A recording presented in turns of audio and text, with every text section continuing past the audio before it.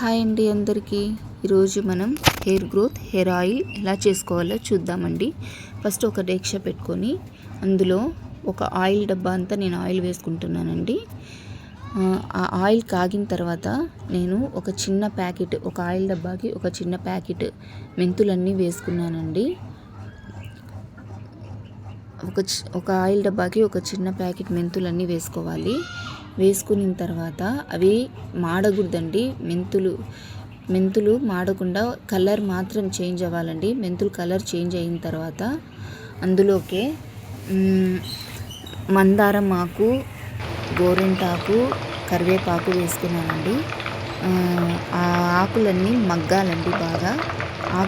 మళ్ళీ అవన్నీ ఆకులు కానీ మెంతులు కానీ మాడకూడదండి. మాడిందంటే ఆ ఆయిల్ వేస్ట్ అండి, మనం యూజ్ చేసినా కూడా వేస్ట్. ఓన్లీ మనకి ఆ ఆకులు అనేవి మగ్గాలి, తర్వాత మెంతులు అనేవి కలర్ చేంజ్ అవ్వాలి, అంతే అండి. ఈ హెయిర్ ఆయిల్ అనేది హెయిర్ గ్రోత్కి చాలా బాగుంటుందండి. ఇందులోకి మనం మందారం ఆకు కానీ, కలోంజీ సీడ్స్ అయితే ఇంకా చాలా హెయిర్ గ్రోత్కి చాలా మంచిదండి. ఒకసారి ట్రై చేయండి. నేనైతే ఈ ఆయిల్ రెగ్యులర్గా వాడుతున్నాను.